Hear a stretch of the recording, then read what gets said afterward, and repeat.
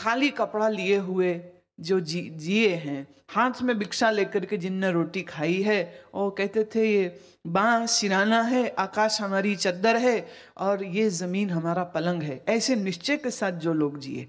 तो दोनों तरह के मित्र संत हैं, निवृत्ति वाले, प्रवृत्ति वाले। तो मैंने पूछा, मैं आत्मज्ञानी आत्मनिश्चयी निवृत्ति में रहे प्रवृत्ति में रहे, तो उनकी आंखों में एक अजीब सी चमक थी, एक अजीब सी, बड़ा शांत चेहरा है, पर कभी कभी वो एक अजब सी चमक उनकी आंख में आ जाती, और जिसमें वो ये दिखा देते कि जैसा दुनिया उनको समझती है वो वैसे है नहीं।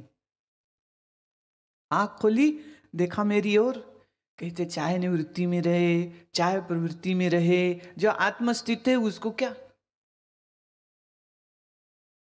फिर वापिस आंख बंद कर लेते थे, मतलब हो गई बात। अब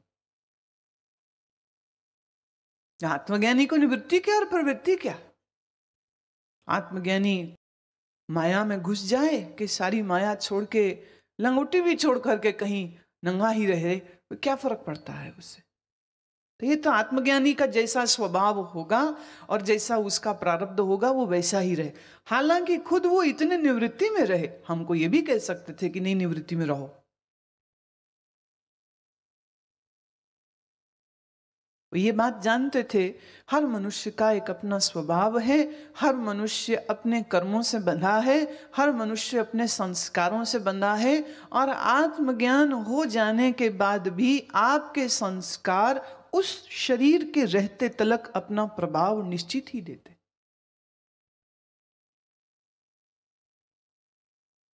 पर जिसका आत्मनिश्चय हुआ, जिसके भीतर ये परम जागरण हो गया, वो संसार में भोगी बन के रहे कि वो सब त्याग के कहीं योगी बन के रहे, उससे कोई फर्क नहीं पड़ता। भगवान ये कह रहे हैं कि फिलहाल अर्जुन तेरे स्वभाव में क्षत्रिय धर्म है, तो इस युद्ध से भाग भी जाएगा तो भी तू किसी ना किसी समय पर फिर से ऐसे ही किसी युद्ध में तू खींचा चला आएगा। सो अच्छा यही रहेगा कि तू अपने अहंकार का त्याग कर और कर उस कार्य को जो मैं तुम्हें करने के लिए कह रहा हूं। ईश्वरः सर्वभूतानां हृदेशे अर्जुन तिष्ठति, ब्राह्म्यन् सर्वभूतानि यंत्र रूढ़ानि मायया। हे अर्जुन, शरीर रूप यंत्र में आरूढ़ हुए संपूर्ण प्राणियों के अंतर्यामी परमेश्वर अपनी माया से अपने कर्मों के अनुसार भ्रमाता हुआ सब भूत प्राणियों के हृदय में स्थित रहता है। ये शरीर क्या है? यंत्र, इट्स अ इंस्ट्रूमेंट। इस यंत्र का जो अंतर्भाग है उसको हम कहेंगे अंतःकरण। यहाँ जो शब्द इस्तेमाल हुआ है वो है हृदय। हृदय से अर्जुन तिष्ठति। हृदय शब्द उपयोग करने में भी कुछ कारण है, और कारण ये है कि प्राण विद्या के अनुसार हृदय ही वह स्थान है जहां जीव आभास होता है, या कहो जो जीवात्मा का घर है। जीवात्मा का घर हृदय है। इस शरीर रूप यंत्र में, इस हृदय रूप स्थान में परमात्मा आप ही वास करता है। पर सारे प्राणी उस ईश्वर की बनाई माया के द्वारा भ्रमित हुए, अंतर न देख के बाहर बाहर बाहर बाहर बाहर बाहर ही देखते रहते, और भ्रमित बुद्धि से संसार में फिरते रहते, अंदर नहीं देखता, और यह भी नहीं जानता कि यह शरीर तो किसी और का यंत्र है। तो क्या करे? प्रवृत्ति में रहे निवृत्ति में रहे। अरे भाई, ये शरीर जिसका यंत्र है वो ही जानता है, वो इसको निवृत्ति में रखेगा कि प्रवृत्ति में रखेगा।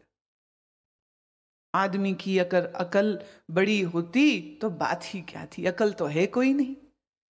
4 किताबें पढ़ के अगर वो ये समझता है कि मुझे बड़ा ज्ञान हो गया, तो इससे बड़ा मूर्ख और कोई नहीं हो सकता। ये मैं अपने अनुभव से कह रही हूं।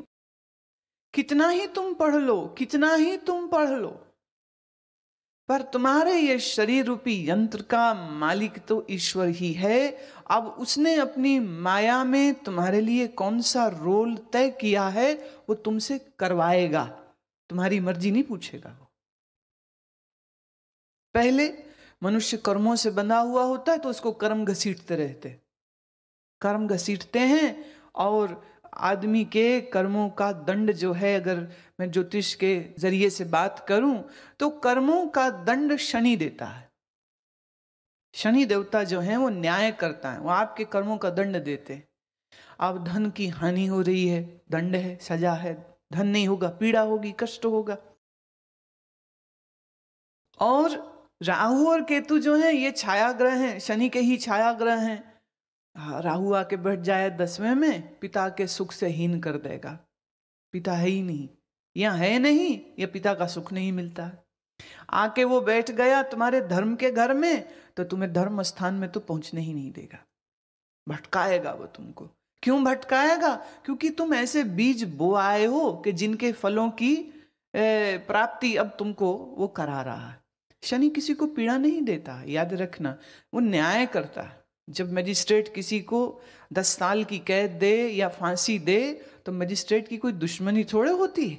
ऐसे ही कर्म जब तुम्हें दंड देते हैं तो कर्म को तुमसे कोई लेन देन नहीं है, वो तो सिद्धांत है। वो सिद्धांत अनुसार वो आपके सामने दुख, सुख, मान, अपमान ये रख देते हैं। अभी जिसके छठे घर में व्यभिचारी ग्रह आ जावे, अब ऐसा इंसान कहीं भी चला जाए, वो उसको तो साक्षात शंकर जी भी अगर आके सुधारना चाहे ना तो वो भी नहीं सुधार सकते। देख लीजिए, रावण के गुरु शिव जी हैं, पर रावण को अहंकार से मुक्त नहीं कर पाए, राम के हाथों मरना पड़ा। क्या करोगे तुम? तो इसलिए ये बात समझ लेनी चाहिए, गुरु तुम्हारा कितना ही सक्षम क्यों ना हो, अगर तुमने अपने पूर्वकृत कर्म इतने अशुभ किए हैं तो वो अशुभ कर्मों का दंड तो तुम्हारे सामने आएगा ही आएगा। भ्रमाती है ये माया। अब माया क्या है? माया है मन। तो हम यूं भी कह सकते हैं तुम्हारा मन ही तुमको भ्रमाता। ये तो कृष्ण की बड़ी कृपा है, बड़ी दया है कि वो माया शब्द कह रहे हैं। और माया कह के ना सारी दुनिया के जो बुरे कर्म हैं, आसक्तियां, लोभ इत्यादि, वो सारा जो है वो माया के मत्थे मर दिया जाता है। ये तो माया है, ये तो माया है। अरे भाई, कभी सोचा है तुमने माया है क्या? माया है तुम्हारा ही मन, और माया कुछ भी नहीं है। व्यापक माया का जो हिस्सा तुम्हारे अंतर में है उसी को हम मन बोलते। तो तुम्हें तुम्हारा मन ऐसी ऐसी प्रेरणाएं देता है, ऐसे ऐसे कर्म तुमसे होते हैं।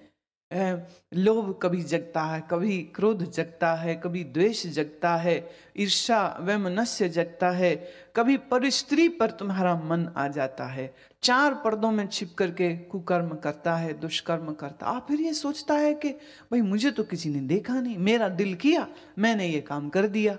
कर्म कहता कोई बात नहीं, तेरा दिल किया, तूने कर्म कर दिया, तो अब जब हमारा दिल करेगा तो तेरे इस कर्म का दंड तुम्हें दे देंगे, बात खत्म हो गई। माया भ्रमित करती है, मतलब तुम्हारा मन ही भ्रमित करता है, और अपने हृदय में बैठे हुए साक्षात ईश्वर को नहीं देखता, पर बाहर दुनिया देखता है, संसार देखता है, विषय वस्तु देखता है। ये मिल जाए, ये मिल जाए, ये मिल जाए, मान मिल जाए, मान मिल जाए। मान का इतना भूखा होता है, घर में रहता है तो खाने में सबसे पहले मेरी थाली डालो, बच्चे छोटे आ जाएं तो नमस्ते सबसे पहले मुझे करो, इसी में अपनी मूंछों को ताव देता रहता। बच्चे मुझे नमस्ते करते पहले। यही आदमी कहीं घर बार छोड़ के साधु बन जाए तो वहां पर भी ये अपेक्षा करता है कि जितने लोग हैं वो उसको प्रणाम पहले करें। मैं एक बार एक आश्रम में थी तो वहां 2 महिला संत थी।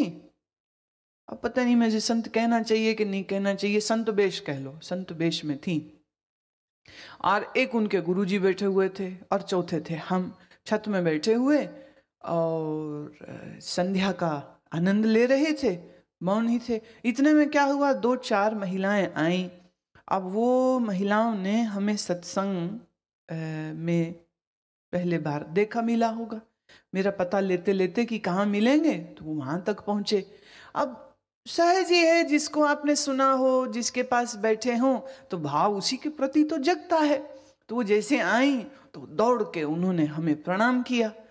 अब वो महात्मा बड़ी उम्र के हैं, तो मैंने कहा नहीं नहीं, पहले उधर प्रणाम कीजिए, उधर प्रणाम कीजिए, ये जो देवियां बैठी हैं इनको प्रणाम कीजिए।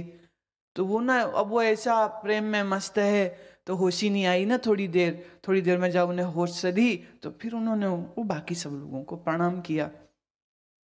थोड़े देर में वो तो चली गई। हमें पता लगा कि बाबा जी तो इतनी ही देर में उनका तो फ्यूज उड़ गया हुआ था। माने वो इतनी जोर से गुस्सा हो गए और वो चालू हो गए, तुमने सिखाया क्या है लोगों को? उन्हें इतनी नहीं पता है कि हम कौन हैं, तूने बताया नहीं कि हम कौन हैं। वो हम ही से लड़ने लगे। अरे तुम्हें प्रणाम करते हैं तो बहुत बड़ी गुरु हो गई है क्या? तूने सिखाया क्या है लोगों को? इन्हें आयु नहीं दिखती है। अब वो बड़े हैं, आयु में बड़े हैं, अब हम क्या बोले उनको? वो जब उनका जो शुरू हुआ भाषण तो हम तो कुछ कहने योग्य ही नहीं थे, बस इतना ही कहा। मैं कहा महाराज हम उनको समझा देंगे, अगले बार से जब कभी जहां भी कभी वो आपको मिलेंगे ये गलती उनसे दोबारा नहीं होगी। मुझे दिख तो रहा है कि बात तो ठीक नहीं है, हम किसी को मजबूर तो नहीं कर सकते ना, किसी के लिए भी श्रद्धा अंदर ले आओ, है तो है, नहीं है तो नहीं है। अच्छा, वो महिलाएं जब मुझे मिली, मैंने उनसे कहा, मैंने कहा भाई तुमने तो उस दिन बाबा जी को बहुत नाराज कर दिया, ये अच्छी बात नहीं है। अभी से ऐसा करना कि अगले बार जाओ तो कुछ फल वल ले जाना और बहुत अच्छे से प्रणाम करना। कहते हैं देखिए जी, आप हमें कह रहे हो तो हम कर देंगे, पर अगर आप कहो कि जैसे हम आपको प्रणाम करते हैं वैसे हम उनको करें तो इसके लिए तो हम क्षमा के याचक हैं। आप हमारे प्रेमास्पद हो, उनका हम आदर कर सकते हैं। मैंने कहा ठीक है, अब मैं क्या कह सकती हूँ इस विषय में। तो कुछ समय बाद उनकी फिर भेंट हुई और उन्होंने जैसा मैंने बोला वैसा कर दिया। कुछ दिनों बाद मेरी उनसे फिर मुलाकात हुई उन बाबा जी से, तो जैसे जनानियां नहीं चालू हो जाती ताने मैंने भिड़ना, वो फिर चालू हो गए। कहते सिखा पढ़ा के भेजा था उनको, फल ले आई थी, हम उनके केलों के भूखे हैं क्या? अब समझने लगे भाई, नहीं मत्था टेका था तो गुस्से हो गए, आज मत्था टेका उन्होंने, फल भी लाई हैं तो आज भी आप गुस्से हो। क्योंकि इतनी बुद्धि तो उनको थी ना, इतना तो वो देख ही पा रहे थे कि वो कैसे आई हैं। वो आई, अब एक होता आदमी मैकेनिकली कुछ करता है, एक आदमी है भाव। अब भाव के ऊपर क्या जोर है किसी का क्या?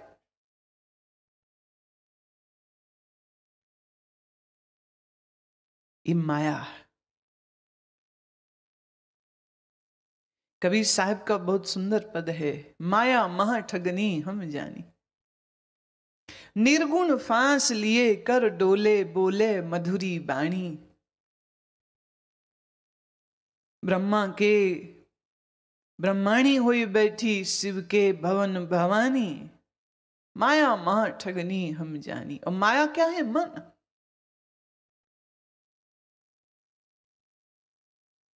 ये महात्मा को हमसे कष्ट क्या है? हमसे कष्ट कुछ नहीं है, बस इसी बात में चिढ़ हो गई कि मैं तेरे से उम्र में बड़ा हूं और ये लोग तुझे प्रणाम कर रहे हैं और मुझे क्यों नहीं कर रहे? मुझे करने चाहिए। क्या करोगे इसका? मान मुनि जन खाए। देवऋषि नारद ने नारद भक्ति सूत्र में बहुत सुंदर ये बात कही थी कि भोगियों को 3 रोग होते हैं और विद्वानों को 5 रोग होते हैं। कामिनी, कंचन, आसक्ति। बोले ये 3 तो हैं साधारण लोगों को, लेकिन जो विद्वान हैं उनको 2 रोग और होते हैं। मान के भूखे होते हैं और उनकी इज्जत कहीं चली ना जाए इसलिए वो हमेशा आशंकित रहते। जो विद्या उन्होंने पढ़ी है, सीखी है इतनी मेहनत करके, वो विद्या अगर उन्हें भूल गई तो उनका सम्मान कैसे होगा? तो बोले विद्वान अति रोगी है, संसारी से भी ज्यादा रोगी हो जाता है। माया भ्रमाती है उस जीव को जो यह नहीं जानता है, जो ये नहीं समझता है कि हमारा शरीर ईश्वर का यंत्र है और इस यंत्र को जैसा वो चाहे वैसा वो चलाए, और हमारे लिए करने को बस इतना ही है कि हृदय में बैठे हुए उस अनंत व्यापक सच्चिदानंद को अगर हमने पहचाना, जाना और स्वयं को बस छोड़ दे उसके ऊपर। तमेव शरणं गच्छ सर्वभावेन भारतः, तत्प्रसादात् परां शांति स्थानं प्राप्स्यसि शाश्वतम्। हे भारत, सब प्रकार से उस परमेश्वर की ही अनन्य शरण को प्राप्त हो, उस परमात्मा की कृपा से ही परम शांति को, सनातन परम धाम को तू प्राप्त होगा। अभी क्या है, भगवान हर चीज को बड़ा डाइल्यूट कर रहे हैं। कह रहे तुझे ज्ञान समझ नहीं आया, तुझसे योग नहीं होता, तुझसे अंतःकरण की शुद्धि नहीं होती, कुछ नहीं होता, तो भी निश्चिंत रह, बस अपने आप को उसके शरणागत कर दे। बस स्वयं को प्रभु के हाथ में छोड़ दे। जो इतने अनंत विश्व को चला रहे हैं वो तेरे एक जीवन को भी चला लेंगे। और उनकी इच्छा होगी, अगर उस सर्वेश्वर की इच्छा होगी तो एक दिन चुपके से माया का घूंघट उठा देंगे, अपना आपा दिखा देंगे। कई लोग कितनी मेहनत करते हैं, कुंडलनी जग जाए जग जाए जग जाए जग जाए, जगती नहीं।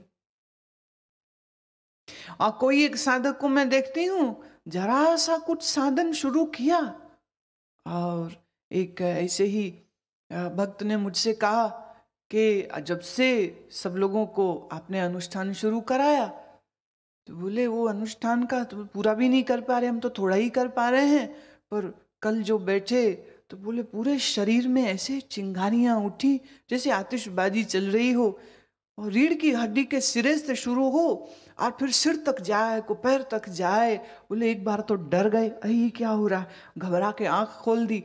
फिर याद आई आपकी बात कि कभी इस तरह की कुछ स्थिति आ जाए जहां तुम्हें समझ न लगे कि ये क्या हो रहा है, तो जानना कुछ बहुत अच्छा हो रहा है और अपने आप को बिल्कुल समर्पित कर दे, छोड़ दे।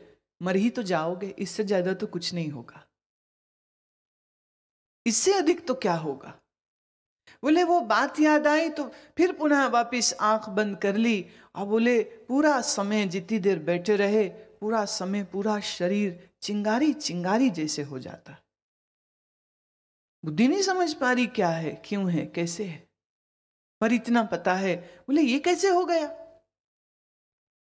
भाई यही तो, इसी को तो माया कहते हैं, इसको प्रभु की माया कहते हैं। किसके चित्त से कब कितना पर्दा वो उठा दे, क्या कह सकते। इसी को तो अनुपायनी कृपा कहते हैं, जहां गुणवत्ता नहीं परखी जाती, बस दे दिया जाता है। तो देने वाले की मौज है ना, वो क्या दे। और ये इतना रहस्यमयी संसार है, हम जितने निरहंकार होकर, जितने हम अनपेक्षित बैठते हैं, जितने हम प्रार्थना पूर्ण भाव से बैठते हैं, उतने ही जल्दी हमारे ध्यान में ऐसी ऐसी सिद्धियां, ऐसे ऐसे चमत्कार होने लग जाते हैं कि बस क्या ही कहना।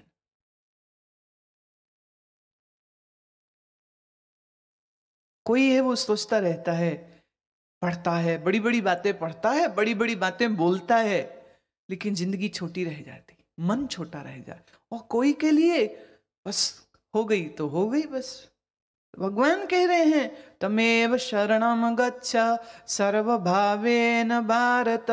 ए भारत, बस अपने आप को छोड़ दे उसके हवाले। अब वो तुम्हें अज्ञान के सागर में डुबाए कि तुम्हें वो ज्ञान के शिखरों में चढ़ाए, बात छोड़ दे। अब अपनी चालाकी मत खेल, मैंने धन कमाया, मैं मोक्ष भी कमा लूंगा, इस अहंकार को भी छोड़। ये भी अहंकार है, मैं समाधि लगा के रहूंगा, मैं आत्मज्ञान पा के रहूंगा। बोले ये ज्ञान, ये अभिमान को भी त्याग दे, बस अपने आप को शरणागति कर दे। छोड़ दे, जान तू तो यंत्र है उसका, और तू जिसका यंत्र है वो महाराज बड़ी अकल का मालिक है।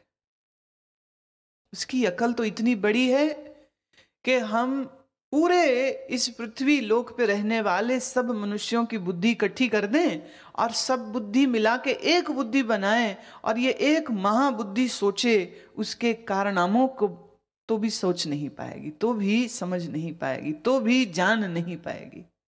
तो फिर काहे मगज खराब करना, बस अपने आप को छोड़ दे, समर्पित कर दे। शरणागत, मैं तेरी शरणागत हुआ प्रभु, अब आपके प्रसाद से, तत्प्रसादात पराम, तेरे प्रसाद, प्रसाद माने कृपा, ग्रेस, ब्लेसिंग्स, तेरे प्रसाद से, तेरी कृपा से जो शाश्वत की प्राप्ति है, जो शांति की प्राप्ति है, जो परम धाम की प्राप्ति है, वो सब कुछ हो जाएगा जो तेरी कृपा बरसेगी। तो मुझे सोचने की जरूरत क्या है?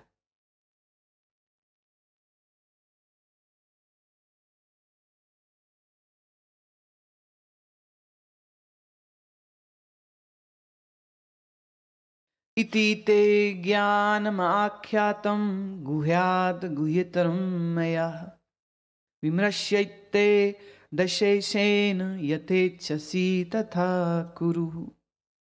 इस प्रकार यह गोपनीय से भी अति गोपनीय ज्ञान मैंने तेरे लिए कहा। इस रहस्य युक्त ज्ञान को तू अच्छी प्रकार विचार, और फिर तू जैसे चाहता हो तू वैसे ही कर, जैसी तेरी इच्छा हो तू वैसा ही कर। भगवान कह रहे हैं ये गुह्य है, गुह्य अर्थात गोपनीय, ये रहस्यों का भी रहस्य था जो मैंने तेरे को कहा। देखा जाए तो कौन सा बड़ा रहस्य, और देखा जाए तो सबसे बड़ा रहस्य यही। आज से पहले किसी भी एक ग्रंथ में यह सब तरह की बातें मौजूद नहीं थीं, और श्री कृष्ण ने जो बात अर्जुन से की, तो आप देखिए उन्होंने तमाम जो मत हैं, तमाम जो दर्शन शास्त्र हैं, सबके आधार पर चर्चा कर दी। एक आदमी, देखिए ये कौन सा जमाना है, पहले ये भी देखना पड़ेगा, जहां कोई प्रिंटिंग प्रेस नहीं थी, जहां कोई शास्त्र किताबें आप बाजार में जाओ, बाजारी नहीं है, कुछ के एक ब्राह्मणों के पास रहती, पर वो भी विद्या तो देते जो कुछ वर्षों उनके पास कोई रहे, और कोई ब्राह्मण सांख्य शास्त्री है, कोई कर्मकांड का है, कोई वेदांत का है, कोई न्याय का है, कोई वैशेषिक है, इत्यादि सब भिन्न भिन्न शास्त्रों के ज्ञाता हैं। एक आदमी एक जीवन में एक ही गुरु के पास समय निकाल ले, यही बड़ी बात होगी। और अब कृष्ण देखिए, उन्होंने समस्त मतों की बात, समस्त दर्शन शास्त्रों की बात उन्होंने एक ही जगह में, एक ही बार में, एक ही समय में अर्जुन को सब कुछ बतला दिया। यूं जानिए, किसी बगीचे में सांख्य के फूल खिले, किसी में वेदांत के, दूर किसी बगीचे में खिले फूल भक्ति के, दूर किसी बगीचे में फूल खिले कर्म के, कर्म सिद्धांत के। और श्री कृष्ण ने क्या किया, ये सभी भिन्न भिन्न अलग अलग बगिया में खिले इन सुंदर फूलों को एकत्रित किया और एक माला बना करके अर्जुन के गले में डाल दिया। और वो कह रहे, जो तुझे दिया है ये बड़ा कीमती है, बड़ा रहस्य है, बड़ा रहस्य। एक सज्जन मुझे बता रहे थे, कहते हम एक महात्मा की सेवा में रहे, महात्मा की सेवा करते करते में 20-22 साल गुजर गए। तो एक दिन उन्होंने मुझे बुलाया और बुला के कहते, अच्छा बच्चे आज हम तुमको कुछ देते हैं। तो उन्होंने मुझे बैठा के, जीभ तालू में लगाओ, श्वास लंबी भरो, रोको, छोड़ो, श्वास जब भरो तो सो, श्वास जो छोड़ो तो हम, फिर श्वास जो भरो तो हम, श्वास जो छोड़ो तो सो, अजीब तालू में लगी रहे। ये प्रक्रिया उन्होंने सिखाई। कितने सालों बाद? 22 सालों बाद। 22 साल वो महात्मा की सेवा करते रहे, आनंद से करते रहे।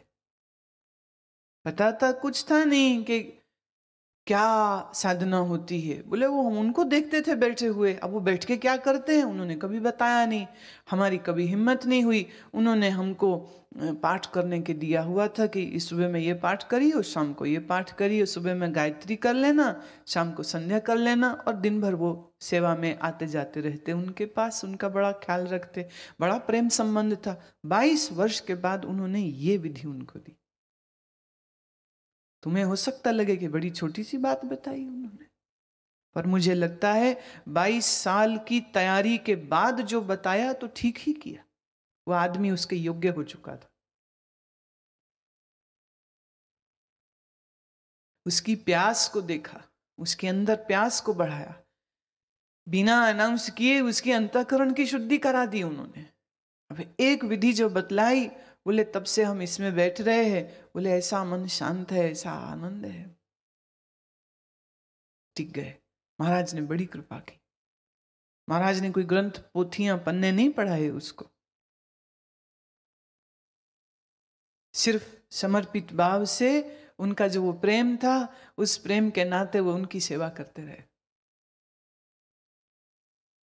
और इतनी सेवा के बाद उन्होंने यह एक चीज दी, और उनके लिए वही एक चीज इतनी बड़ी थी, इतनी बड़ी थी कि मैं क्या बतलाऊं।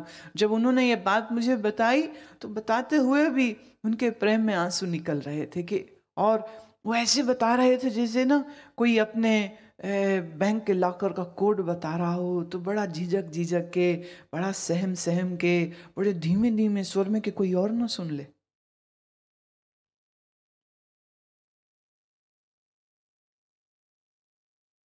ज्ञान कारगर है, शक्तिशाली है, ये बात सत्य है, पर ज्ञान शक्तिशाली उन्हीं के लिए होता है जिनके अंतर समर्पण, प्रेम और शुद्ध अंतःकरण होता है।